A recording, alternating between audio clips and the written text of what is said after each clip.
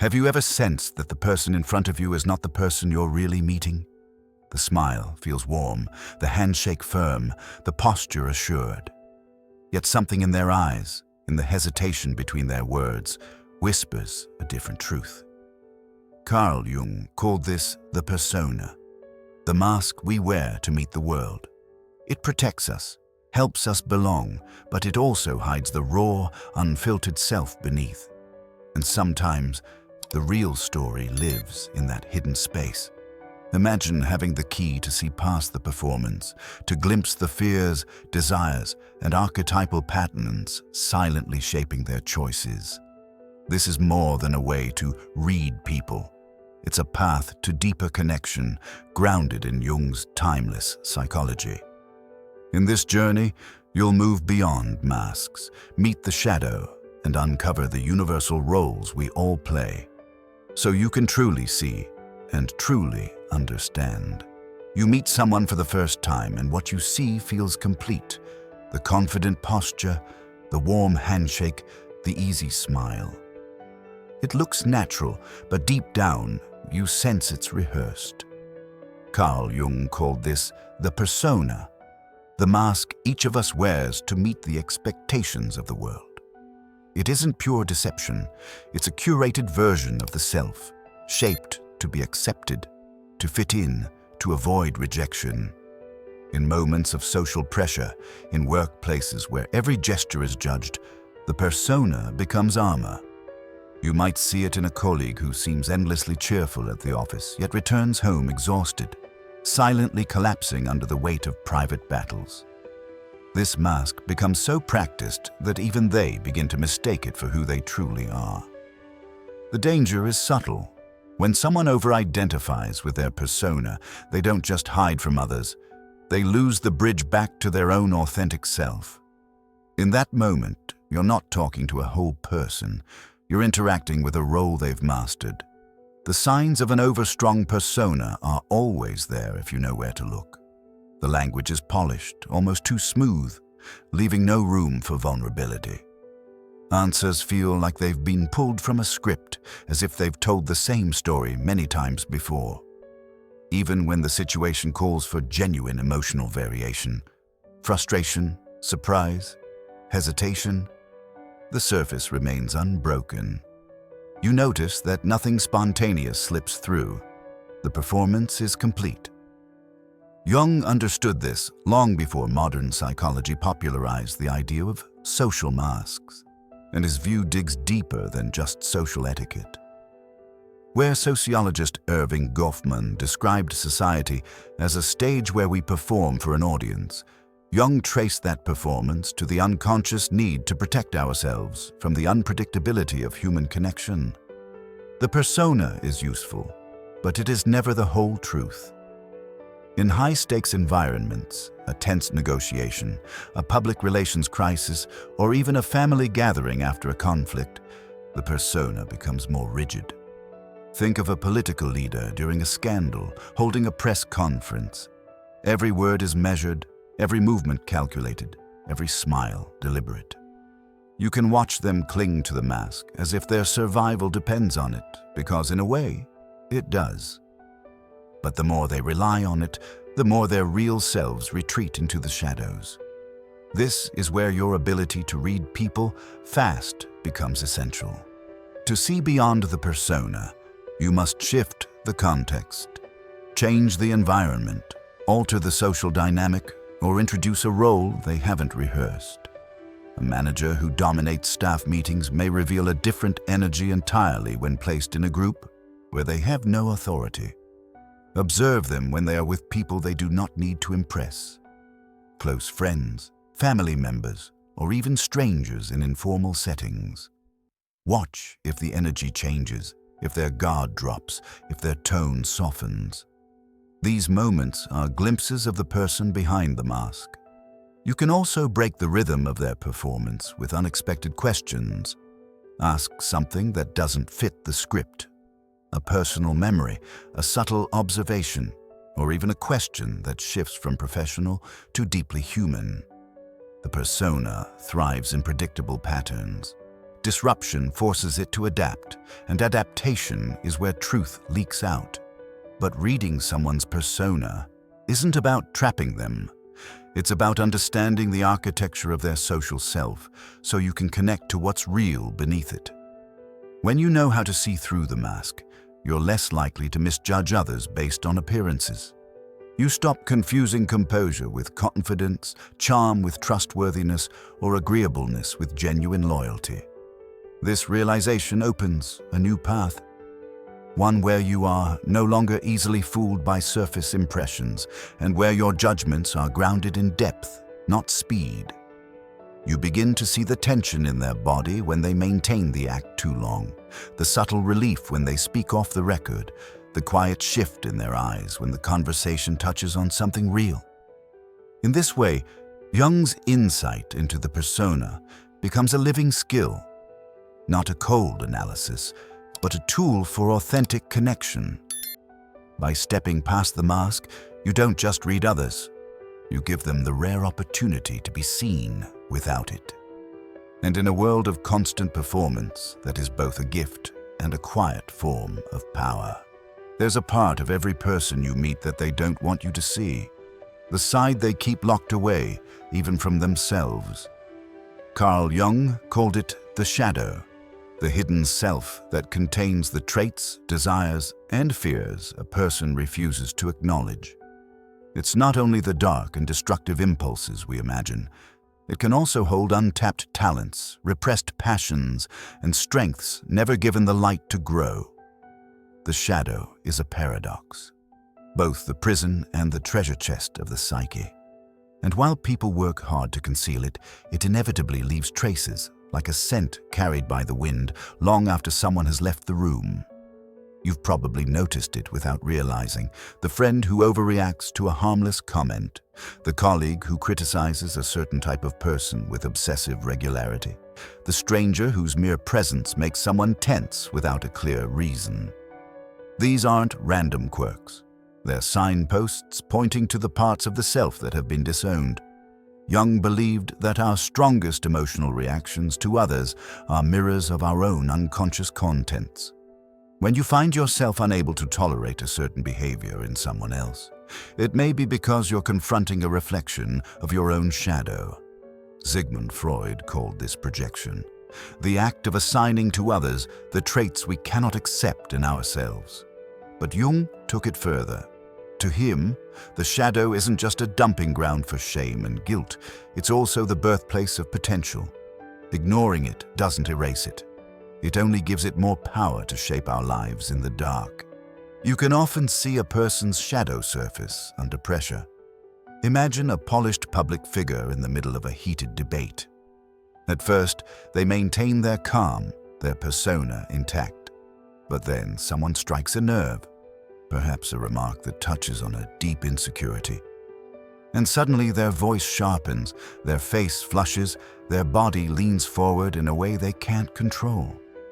The mask slips for just a moment, and what's underneath stares back at you. In your own daily life, you may have seen this in moments of crisis. A team leader who is normally diplomatic suddenly becomes controlling when a project is at risk, or a family member who insists they're fine breaks into anger when a sensitive subject is mentioned. These eruptions are not random, they are glimpses of what has been hidden. To read the shadow, you need to listen carefully to the language people use when they speak about what they can't stand. Repeated phrases like, "I hate it when," or "I could never be like," are often clues to the very traits they are fighting within themselves. Watch not just their words, but their whole body when such topics come up. The shift in tone, the tightening of the jaw, the way their eyes narrow or glance away. These are all tells that the shadow has been touched. Another method is what some call the mirror technique, subtly reflecting back a diluted version of the emotion or attitude they've shown you. If someone is dismissive, mirror a touch of that detachment and see how they respond. The shadow often reacts strongly when confronted, even indirectly, because it senses a threat to its concealment.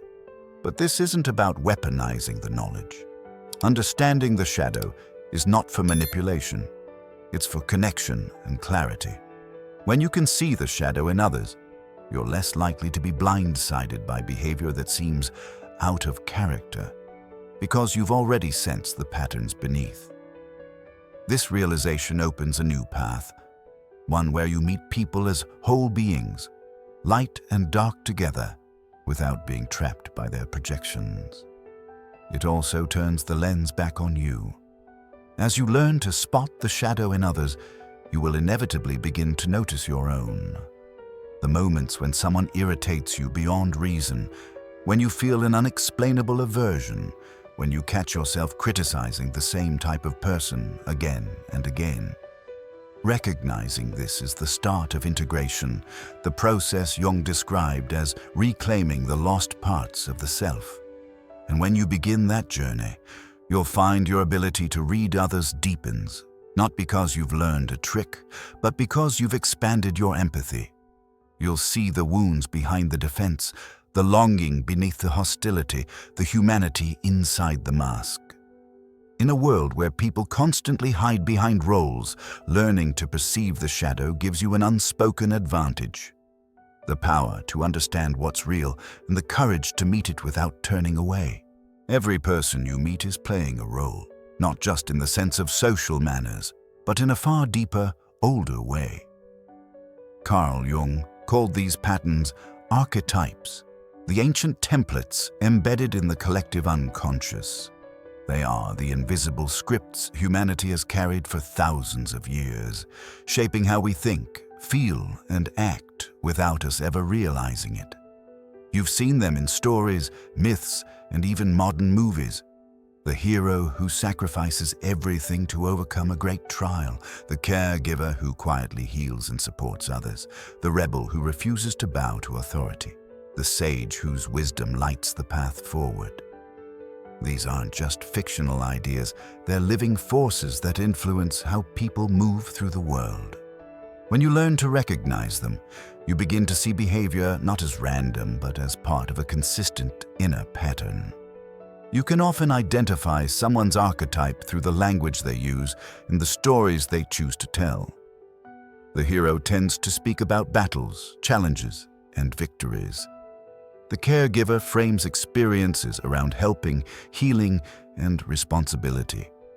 The rebel talks about breaking rules or resisting control, while the sage speaks in principles, frameworks, and reflective observations.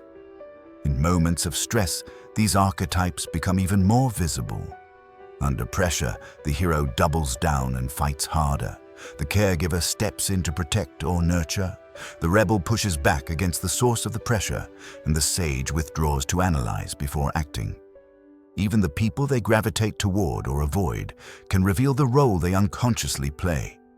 A rebel may be drawn to causes that oppose authority, while a sage may seek mentors or students who value learning. Joseph Campbell, in his famous exploration of the hero's journey, showed how these archetypes map onto the stories of human transformation. He focused on the arc, the path from the ordinary world into trials, transformation, and return. Jung's focus was different. He looked inward, seeing archetypes as deep psychological structures that shape our perception and choices. When you combine these two perspectives, you gain the ability to read someone not just as they are now, but as they are becoming. It's like glimpsing the map they're following before they even take the next step. Think about a high-stakes crisis at work. A major project is failing, deadlines are collapsing, and tension fills the air. You might notice the hero type volunteering for extra work, determined to save the situation. The caregiver quietly checks in on colleagues, offering support even at personal cost. The rebel openly challenges management's plan, proposing an unorthodox alternative. The sage asks everyone to pause and think, trying to find the hidden flaw or overlooked solution. None of these reactions is purely a conscious choice. They're expressions of deeply rooted archetypal patterns. Reading someone's archetype starts with observing repetition. the values they highlight in conversation, the kind of conflicts they get into, the victories they celebrate. These repetitions point toward the role they have been rehearsing their entire life. Once you see the role, you can anticipate their likely choices in a given situation. It's not about predicting with absolute certainty, but about understanding the gravitational pull their inner pattern exerts on their behavior. And sometimes, the clearest revelations happen when a person is pushed into a role opposite to their archetype. A hero forced to step back instead of act may struggle visibly, while a caregiver asked to act in self-interest may show discomfort or hesitation. These moments of contrast strip away the expected script, revealing just how deeply the original pattern runs. For you, learning to read archetypes isn't just a way to understand others. It's a tool for self-awareness. You may begin to see your own archetype more clearly, the unconscious role you've been living without questioning. Recognizing it doesn't trap you in it. In fact, it frees you, because once you know the role, you can choose whether to keep playing it, expand it, or step out of it entirely. In a world where so many interactions are clouded by uncertainty and hidden motives, the ability to see the archetypal pattern behind someone's actions gives you a rare clarity. It turns chaotic encounters into readable narratives, and it transforms your relationships from blind guessing into conscious connection. And perhaps most importantly, it reminds you that beneath all the masks, we are all actors on the same ancient stage, driven by the same timeless roles, each on our own journey toward becoming whole. Most of what shapes your perception of another person isn't in the words they speak. It lives in the silent space between those words, in the flicker of an expression, the angle of a shoulder, the way a voice trembles at certain moments. Carl Jung believed that the unconscious communicates through these subtle, often involuntary signals, leaking traces of truth before the conscious mind can filter or disguise them. A glance that darts away too soon, a tightening of the jaw when a certain name is mentioned, a barely audible sigh. Each is a clue, a doorway into the hidden architecture of someone's inner world. You don't just listen to what people say. You listen to the conversation their body is having with itself. Micro-expressions are perhaps the clearest example. They appear on the face for less than half a second, a flash of raw emotion before the mask drops back into place. Fear, anger, joy, sadness, surprise, disgust, contempt. Paul Ekman's research proved these expressions are universal, stitched into human biology. Jung, while acknowledging their universality, would look deeper. For him, the meaning of a signal wasn't only in its category, but in the symbolic resonance it carried within that person's psyche. A micro-expression of fear might not simply mean danger. It could reveal a wound from childhood, a suppressed memory, or an archetype they are unconsciously living out. You've probably experienced moments where someone's words felt out of sync with their body. They say, "I'm fine," yet their shoulders curl inward as if to shield themselves. They agree to help, but their voice drops in volume and their eyes look away. These mismatches are not accidents, they are fractures where the unconscious slips through. In those moments, the body is telling you a truth the mouth refuses to admit. To read these signs, you must cultivate stillness, not rushing to react, but allowing your attention to rest fully on the person before you. In the quiet, you notice the tightening of their fingers when a subject changes, the pause that lingers just a fraction too long, the way their breath shortens when a certain idea surfaces. Imagine you're in a high-pressure negotiation. The stakes are high, and both sides are guarding their positions. You mention a clause that would shift responsibility to the other party. Outwardly, they remain calm, but for a fraction of a second, their lips pressed together in a thin line. A flash of resistance. Their shoulders stiffen, their tone rises ever so slightly. They continue speaking smoothly, but you've already caught it. Their unconscious has spoken. In that instant, you're not guessing their discomfort. You've seen it, clear as day, before they could bury it. That awareness changes how you respond, allowing you to navigate not just the conversation, but the undercurrent beneath it. The practice of reading unconscious signals isn't about paranoia or manipulation. It's about connection. When you notice someone's micro-expressions or shifts in body language, you begin to understand the emotional truth beneath the surface. This can be profoundly humanizing. A defensive tone may hide fear rather than hostility. A smirk could be masking shame rather than arrogance. When you see these layers, your interactions deepen. You respond not just to the words, but to the whole person. To develop this skill, train yourself to watch for patterns. Observe how someone's body reacts across different topics, not just in isolated moments.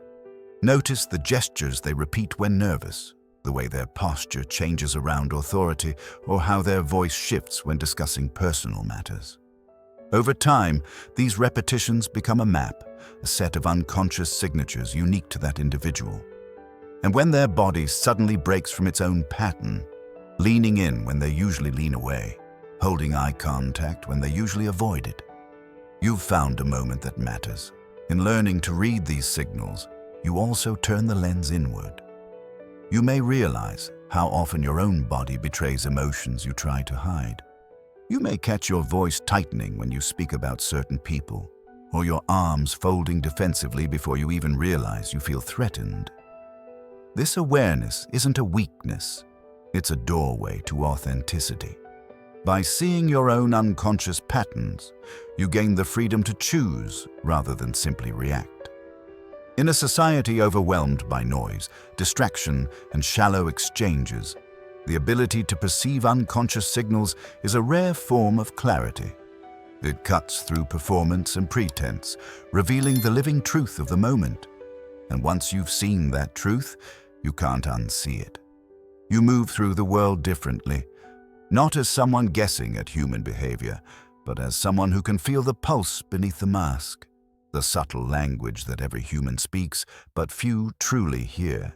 Every person you meet filters reality through a lens shaped by their psychological type, and understanding that lens is like being handed a map to their inner world.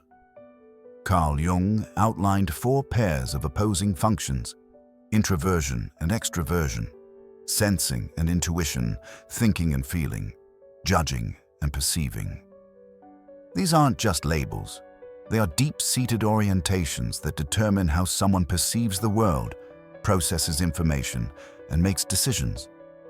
Modern frameworks like the MBTI are built on this foundation, but Jung's view reached further into the symbolic and unconscious forces that make these patterns so enduring.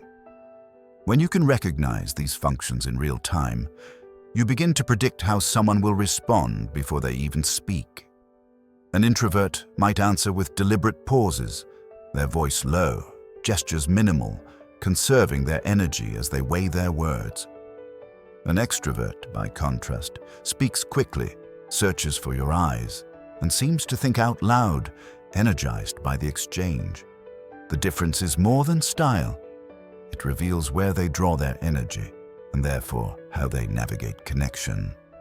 A person led by feeling notices the emotional ripple of every choice. They speak in terms of values, relationships, and meaning. A thinking type weighs the facts, seeks clarity, and can strip away sentiment to get to the data. Neither is inherently better, but each sees a different truth. Recognizing this saves you from the trap of assuming they should think as you do. Daniel Kahneman's model of System 1 and System 2 offers a parallel perspective. System 1 thinks fast, intuitively, making leaps based on impressions, much like Jung's intuitive or feeling functions. System 2 slows the pace, analyzing step by step, akin to thinking or sensing. In moments of stress, people tend to default to their dominant mode. An intuitive leap to a solution before the details are clear. A sensor won't move until the facts line up. Understanding which mode dominates allows you to tailor not just your message, but the way you deliver it. Picture yourself in a crisis meeting at work. A major project has gone off track, and the room is tense. You turn to one colleague. Their eyes narrow, their voice drops. They ask for every detail of the timeline before offering an opinion. You know immediately they lead with sensing and thinking. Giving them raw data first will calm their system. Another colleague jumps in with a bold solution before you've even finished explaining the problem. They're working from intuition and feeling, focused on possibility and impact. If you speak to them with a spreadsheet, you'll lose them. If you speak in outcomes and vision, you'll gain their trust. In this way, reading psychological typology isn't abstract theory. It's a survival skill in high-pressure environments. The most revealing moments often come when someone is forced to operate outside their natural type. An introvert obliged to network all day may show signs of exhaustion and irritability by evening. An extrovert required to work alone for weeks may grow restless, their energy leaking into small distractions. A feeling type forced to make a cold, fact-based decision may hesitate, their body language showing conflict. A thinking type placed in a role where empathy is key may seem awkward, their words precise, but their eyes searching for cues. These moments strip away the polished mask, showing you the edges of their comfort zone, and sometimes the defenses they use to protect it. Reading personality types is not about putting people in boxes. It's about understanding the architecture of their perception so you can connect without forcing them into yours. When you know someone's typology, you stop expecting them to process life the way you do, and you start meeting them where they are. This doesn't just improve communication, it deepens trust. You can offer fact to those who need clarity and reassurance to those who need harmony. You can give space to the introvert who needs time to think and momentum to the extrovert who thrives on motion. In a world where misunderstandings can fracture relationships and fuel conflict, this awareness is power. It lets you read beneath the surface, past words, into the cognitive and emotional machinery that drives behavior. You begin to see not just what people do, but why they do it. And with that understanding, you can navigate even the most complex interactions with calm and precision. Over time, you may notice you're not just reading others better, you're reading yourself. You'll catch the moments when you default to your dominant type, and you'll feel the stretch when you're pulled into your weaker functions. That self-awareness is the bridge between simply observing and truly connecting. There are moments when a person's polished exterior fractures in an instant, revealing something raw and unfiltered beneath. Carl Jung would say, this is when the persona, the mask they present to the world, collides with the shadow, the parts of themselves they'd rather keep hidden. This collision is what we call a trigger. It's not just irritation or anger. It's a sudden surge of emotion born from the fear of being exposed, from the sense that someone has glimpsed the truth they've spent years avoiding. In that moment, they're no longer responding to you, but to the story they've built around their deepest vulnerabilities. You'll notice it in the subtle shifts first.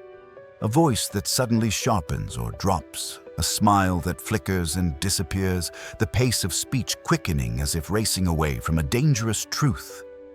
Sometimes they change the subject abruptly, redirecting the conversation like a ship steering away from a hidden reef. Other times they go on the offensive, questioning your motives or defending themselves at length, repeating justifications as if layering more armor over a fresh wound. These are not random reactions. They are the language of the shadow under pressure. Brené Brown's research on shame and vulnerability shines a light on the emotional core of these moments. Shame is a master architect of triggers. It convinces people that if their flaw, weakness, or mistake is seen, they will lose love, respect, or belonging. Jung approached it from a different angle, tracing these reactions back to the archetypes we unconsciously live out and the rejected parts of ourselves that form the shadow. Where Brown maps the emotional landscape, Jung reveals the mythic structure beneath it. Together, they show that triggers are not accidents. They are predictable points where a person's self-image and their hidden truth cannot exist comfortably in the same space. Imagine you're in a high-stakes negotiation at work. A colleague, confident and composed for most of the meeting, suddenly becomes defensive when you suggest reviewing their data source. They insist again and again that their numbers are accurate, even though no one has accused them of lying. Their voice rises, their posture stiffens. You realize this isn't about the data. It's about the fear of being seen as incompetent, a fear rooted in their shadow and inflamed by the possibility of public embarrassment. In that moment, if you keep pushing directly, you'll only drive them deeper into defense. But if you ease the tension, acknowledge their effort, and circle back with curiosity later, you might learn what's really driving the reaction. Triggers are powerful tools for reading people because they point to the boundaries of their comfort zone and the values they're protecting. They tell you what someone fears losing: respect, control, connection, freedom, and what they're willing to fight for to avoid that loss. But using triggers isn't about manipulation. If you intentionally provoke someone to gain an advantage, you risk not only harming them but also closing the door to trust. The art lies in approaching sensitive territory gently, noticing the reaction and storing that knowledge for understanding, not for attack. In social or political crises, triggers become even more pronounced. Under pressure, people cling harder to their persona because the stakes feel higher. A public figure may double down on a flawed narrative because admitting error would fracture their carefully constructed identity. A friend may lash out when confronted with the truth about their behavior, not because they hate you, but because accepting it would force them to face a part of themselves they've long denied. In these moments, reading the trigger is reading the human struggle between who we are and who we want to be seen as. When you learn to recognize triggers, you begin to move through the world differently. Conversations stop being just exchanges of words. They become opportunities to see the hidden currents beneath them. You start noticing not only what people say, but how their bodies betray them when certain subjects arise. You become aware of your own triggers too. The times your voice tightens, your heart rate spikes, your need to escape grows urgent. That self-awareness is what transforms reading others from a skill into a form of connection. Because in the end, when the shadow meets the persona, it's not just about seeing someone else's truth. It's about having the courage to face your own. In the end, healing, self-love, and letting go are not sudden events. They are ongoing conversations with yourself. Jung taught us that the illusion of love often begins in projection, that the masks we wear hide our real needs, and that anxiety is sometimes the soul's way of asking us to wake up. We've explored how facing the shadow transforms pain into wisdom, how acceptance opens the door to freedom, how individuation brings us back to our true center, and how letting go is not losing but reclaiming the space to live fully. If there's one practice you can begin today, let it be this. Sit quietly for 5 minutes, breathe deeply, and notice any thought or memory that still grips your heart. Instead of pushing it away, name it, thank it for what it taught you, and gently release it. Do this daily, and you'll feel the threads of old pain loosen. This is how emotional detachment becomes compassion, how self-awareness grows into resilience. You don't have to master everything at once. Healing is not about perfection. It's about moving toward wholeness, one choice at a time. And every time you choose to understand yourself more deeply, you build the kind of freedom no one can take from you. I'd love to hear your own journey. What moment taught you the most about letting go? Share it in the comments so we can learn from each other's stories. And if you found value in these insights, subscribe now, because together we'll keep exploring the psychology of self-awareness, emotional resilience, and conscious living. Your path forward begins here, and it begins with you.